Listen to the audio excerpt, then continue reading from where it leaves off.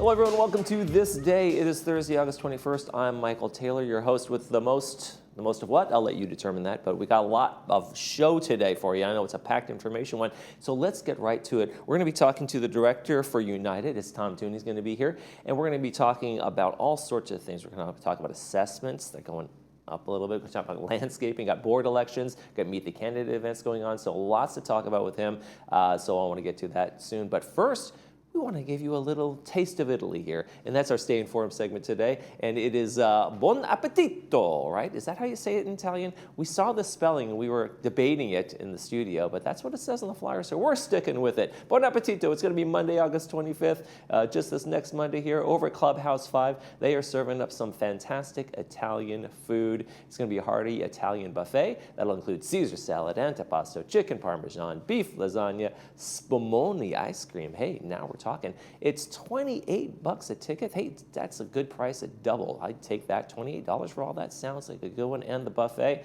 there you go. It's on sale now over at Clubhouse 5 office, and they'll take credit cards, checks only. Credit debit fees do apply. For more information, you can call that number on the screen. Get that Italian food going. It looks like a great time over there next Monday.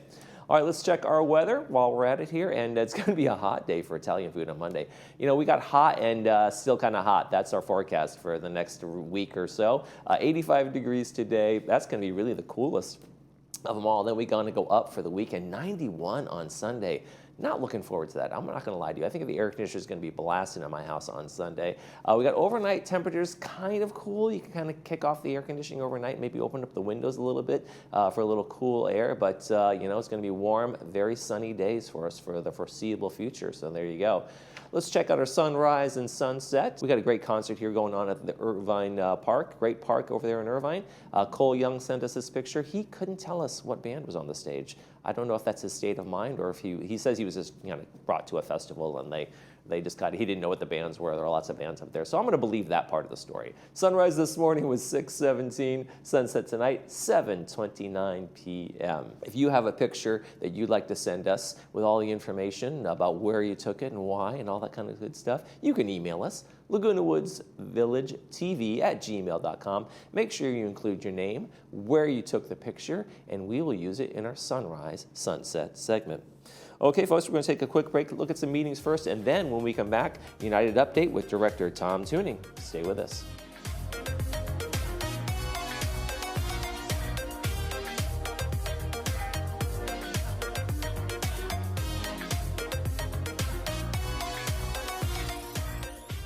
Here in Laguna Woods, we know every drop of water matters. That's why Eco Wash SoCal comes to you. No noise, no mess. Just 16 to 32 ounces of water and 100% natural products. We clean your car while you enjoy golf, tennis, or pickleball. Safe, silent, and sustainable. The smarter way to care for your car. Eco Wash SoCal. Delivered to your door. Visit EcoWashAmerica.com or call today. 786-984-2811.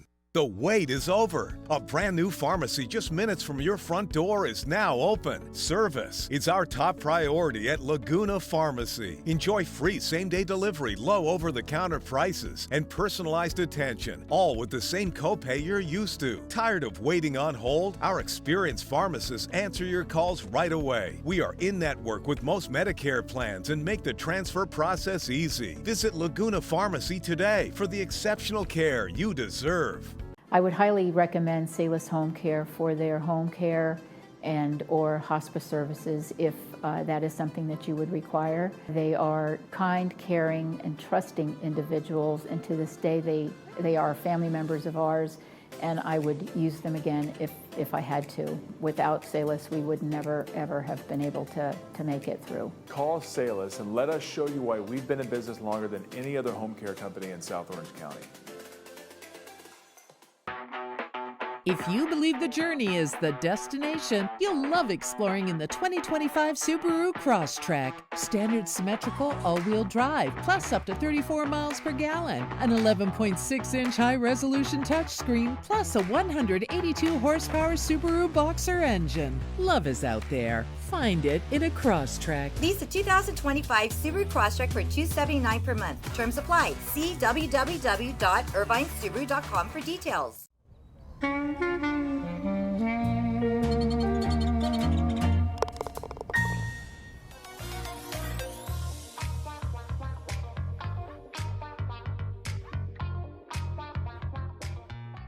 And welcome back to the program. We want to get an update from United Laguna Woods Mutual and Tom Tooney, their directors, here with us. Thank you for joining us this morning. Glad to be here. So there's a lot going on over at United, and we have a lot to talk about. Let's go quick to our overview. We're going to be talking today, folks, about United Board elections, the Meet the Candidates event, United Reserve Funds, 2026 assessment increase. We're going to have to talk a lot about that, I have a feeling.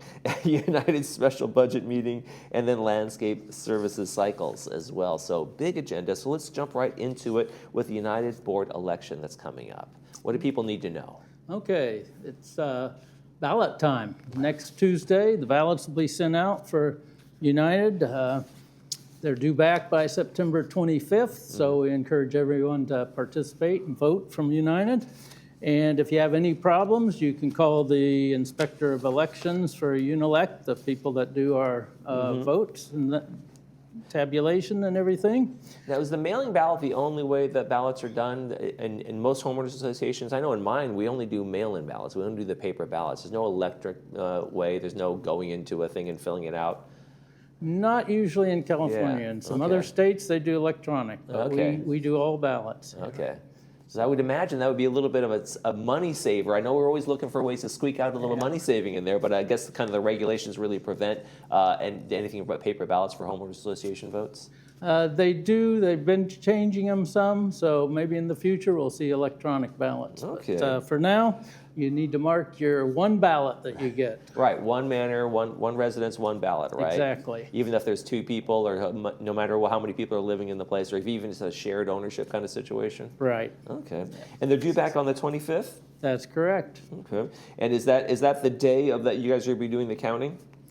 Counting's not quite that day, but I can't remember the exact date, but Okay. it's just right after that. Okay, so any issues, people can get the information on the screen there and figure out if they have it damaged or if they've lost it, they can still manage to vote, and they'll kind of blank out the old one and give you the new one? Right, they'll replace your old. Okay, sounds like a good plan. So the important thing on this is there are lots of candidates, and you have a Meet the Candidates event coming up tomorrow, and it's going to be over in the boardroom and also live right here on Channel 6. That's correct. We've got 3 open seats in United. As you can see on this slide, we have 4 candidates for 3 open seats.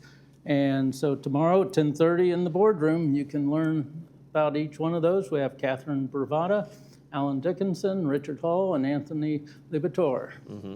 And when you have these forums, how does it work? Are there people in there kind of asking questions, or are they kind of just presenting their own prepared 5-minute thing or whatever it might be? Each candidate will have an opening statement. Then they'll be asked the same question by a moderator, and they'll have closing statements.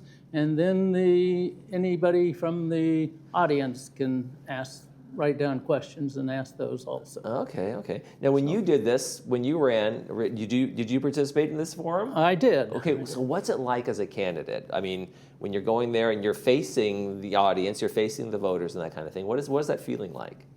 Well, I think it's just a matter that most everyone wants to serve their community and tell about themselves, what they can do, and have it come out the best it can. Is it a challenge to kind of be prepared for any question that might come, especially as it kind of comes to the open mic part or the open questioning part? There can be some pretty tough questions, especially about the documents that run this organization. This is a complex organization when you have the different boards with GRF, United, VMS, so you have to be prepared to really answer the questions. Okay. And it's also going to be rebroadcast, folks, for folks who can't make it down there or aren't going to be able to watch it live. It's also going to be on August 28th, September 7th, and September 21st. Do you feel like these Meet the Candidates events are really a great way to kind of get to know the demeanor, the knowledge, and just the background of all the candidates? Yeah, I think you can learn a lot about the candidates, what their focus is, what their background is by doing that. Also reading the material that comes in the election packet. So it's a good thing to do. When you ran and then you won your election, what was the biggest thing maybe that happened, one of the things that you didn't realize that you should have known or needed to know, or the biggest surprise when you got on the board, like, I thought it was going to be like this, and it's really like this? Well, I think the biggest surprise is you've got a full-time job again. So you can put as much time into it as a full-time job to do the job right. So. And the committee work, right? Not only are you a board member, but you also serve on committees, right? So do you bring whatever expertise you may have had in your previous work life or whatever it might be and kind of try to focus in on something you know you can make a contribution to?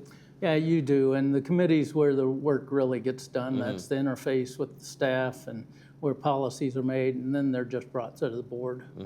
And your background, what kind of committees have you served on, and what kind of things have you kind of seen made a difference? My background's mostly finance and information technology. So I've been part of the broadband project, and I've been part of the ITAC, the Information Technology Committee, the new computer systems, the finance committee, Okay, the good. budgets. That's some good background to have there. Fantastic. All right, so folks, make sure you watch that candidate forum on the 22nd, and then we're going to be replays of that on the 28th, the 7th, and the 21st. All right, since we're talking about finances, and that's your background, let's talk about the reserve fund and other expenses that have been going on in assessments. All right. Well, really, the major topic today is the 2026 budget.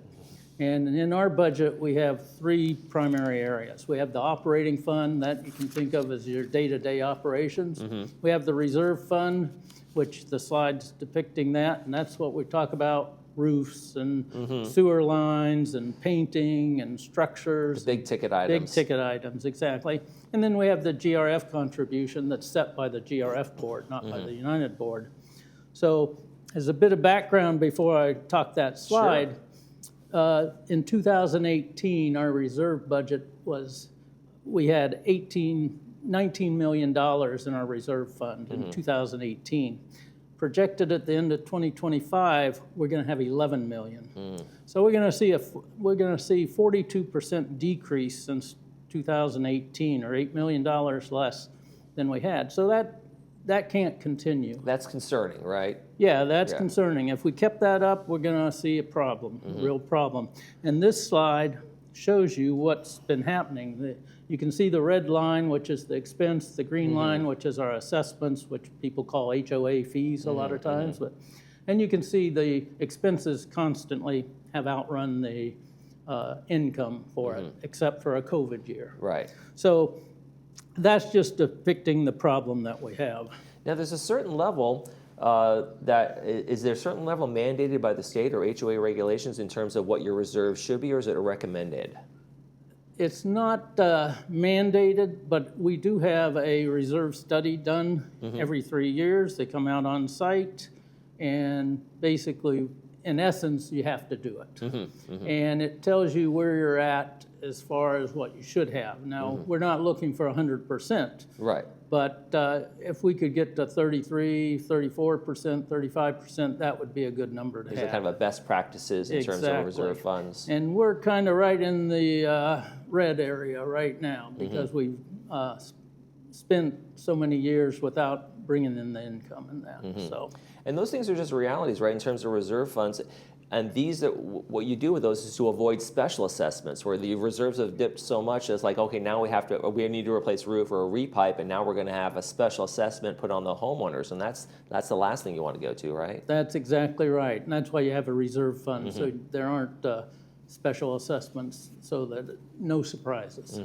And so when you guys have been dipping in, like you say, it's probably because you're trying to avoid raising fees and HOAs and assessments and those kinds of things, but the realities kind of come home, right? That's exactly right. You don't want to slow down fixing roofs, and you don't want to slow down fixing sewer lines and things like that. Yeah. So you have to keep spending, but you have to bring in the assessment too. Right. Is deferred maintenance kind of a dirty word around the HOA boards? It is, because deferred maintenance catches up with you sooner or later. You pay for it one way or the other, That's right? correct. Yep. Okay. Sure does. So let's talk about assessment increase, which is what people they hate to see that. But They it's do. part of it's one of the realities as a board member. You have to look at the financials and say this is coming.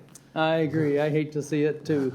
But you know what inflation's been doing over Right. the last few years. Everybody's going through that. But if you take a look at this slide, you can see that our operating increase, the day-to-day, That's a $31 million budget, and we're only talking about a $4.68 increase in that budget. That's an excellent job. That's an excellent job by staff and the board to keep it that way. And we're also seeing a decrease of $10 per man or per month in our property insurance. Now, property insurance has skyrocketed. Right. I was surprised when I saw that on this chart. Yeah, and part of that's because Third and United have gone together and for one policy now, which has benefited both organizations. Right. Bigger policy, bigger buying power kind of thing. Exactly. So kudos to the VMS staff for making that happen, but we're seeing $10 off our per man or per month on that, which certainly helps. But then you get to the reserve fund. The reserve fund's a $16.5 million expenditure per year, basically budget, and we're going to see that going up by $31.50 as it stands today. And that's a priority to bring that back up to where we're not decreasing anymore. Right. But all that said, GRF's at 2372. That's always subject to change. We don't have control over that, but that all gets calculated in, and we're almost at $50 per man or per month when we do that. So the next slide we're going to see really identifies a special budget meeting that's coming up that has an effect on what we just looked at. Right. Now, this assessment is what's being proposed for next year, right? This is the increase that you say the board needs to apply, and folks are going to have to. You're going to debate this. You're going to be talking about this. That's correct. Now, we've had several budget meetings already. This will be version 4 coming up next Tuesday. And next Tuesday's special budget meeting is going to be held here in the Community Center boardroom. It's also on Zoom and Granicus. But the key topic there is, do we want to add 2 shrub bed maintenance cycles to the 2026 operating budget? And that'll be the main issue of the meeting. Okay. And as you can see on the screen right now, just to give you an idea what we're talking about is the area around the units, what they look like prior to being taken care of, and what it looks like after, taking care of weeds, taking care of growth, and handling that. So, so that's what we're talking about. But let me give you some statistics about that. Sure. On this next slide here, this is a grounds maintenance slide. And when you see the word ticket, it means residents have requested something that's not just normally being done by the staff all the time. So in 2024, we had a split on tickets between United and Third of 53% for United and 47% for Third. And if you look at those numbers, and that's based on 4 cycles a year, meaning 4 times a year, the staff's going to come out and take care of that shrub bed around your complex. And those in between times, there's need for repairs and things like that. Weeds grow up faster sometimes, or something happens to plants. Limbs break off of trees, all kinds of things like that. But this next slide that talks about 2025 grounds maintenance, Third Mutual increased theirs to 6 cycles per year, every 2 months instead of every 3 months. And as you can see here, what happened is all of a sudden United has 69% of the tickets, and Third only has 31% anymore. So it's quite effective to add the maintenance. And if we go to the next slide, it just gives you a review of the 5 years, and you can see the blue line represents United, red line represents Third, and you can see that the United slide's going up right now. So the real question on next Tuesday's meeting is, do we add 2 more cycles or don't we? Seems like a simple question. But there's a cost in adding those cycles, right? That's where the rub comes. That's the key. So if we stay with 4, then nothing changes. If we just stay with 4, and we still have the same number of tickets coming in that we do right now. If we add 2 more tickets, you're 2 more cycles, right? Sorry, 2 more cycles. If we add 2 more cycles, then we're looking at probably another $7 per man or per month. So that $50 goes up to $57 or close to it.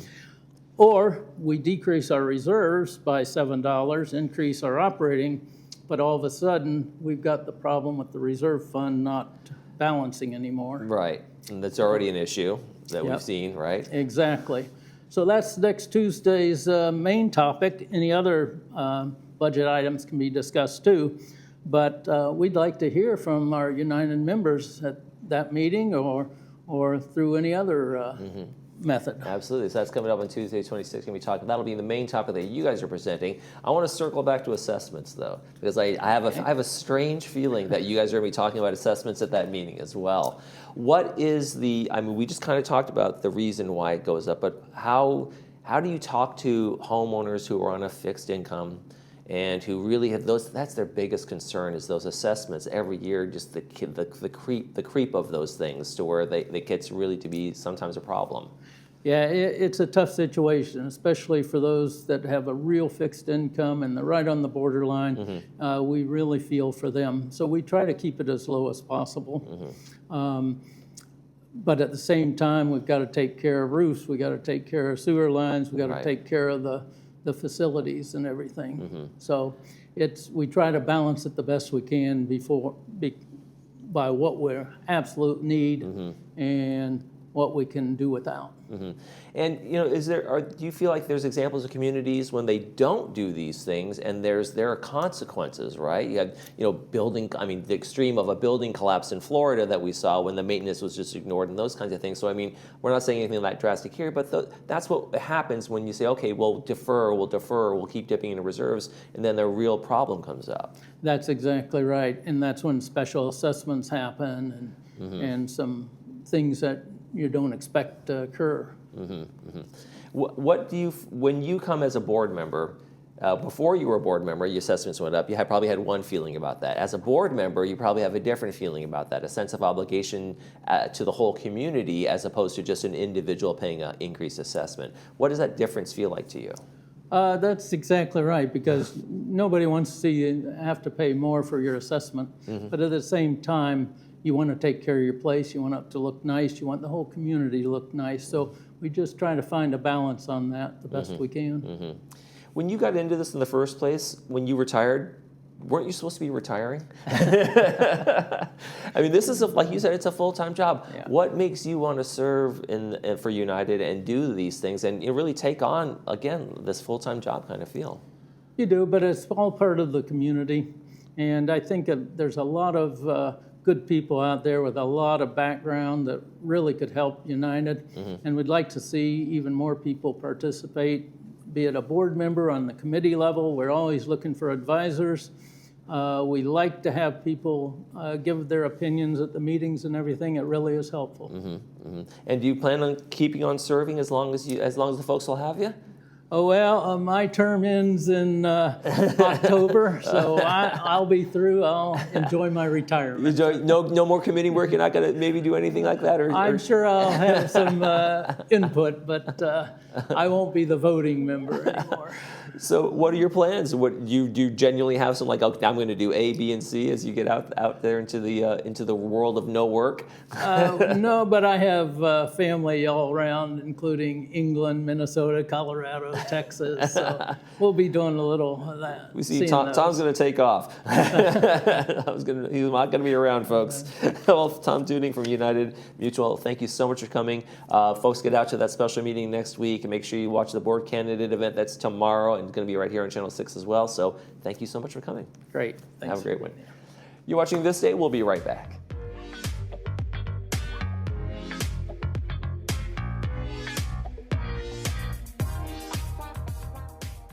Do you or your loved ones want to continue living at home safely, but are starting to see signs of Parkinson's, dementia, Alzheimer's? Maybe it's recent strokes or falls. Having a caregiver at home can be the best way to keep you in home safely. Home Helpers has been providing caregivers for over 25 years.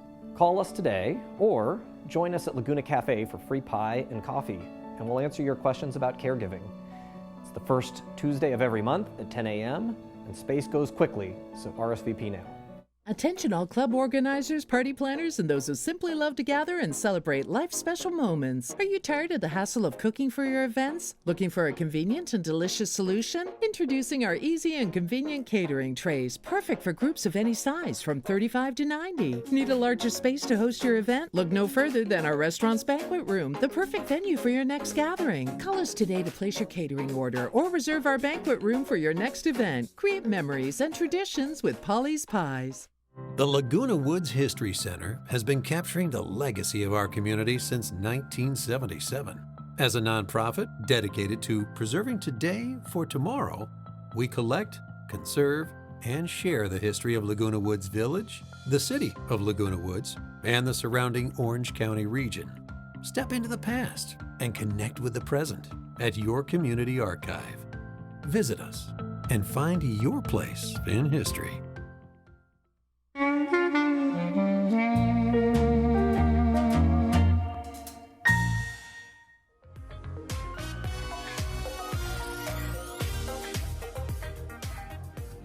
And welcome back, everybody. We got some movies to tell you about for this weekend, and there's some good ones on there. On Friday, we are going to be showing you the original, the best Spencer Tracy, Joan Bennett, and Elizabeth Taylor in Father of the Bride. It's a great comedy. Of course, a lot of people saw the remake with Steve Martin and then the sequels after that, but this one's the original, folks, from way back when. It's brought to us by City of Hope here in Orange County, and it's going to be at 2 p.m. with the subtitles and 6 p.m. without the subtitles. If you want to see the classic, that's the one to watch this Friday at 2 p.m. and 6 p.m.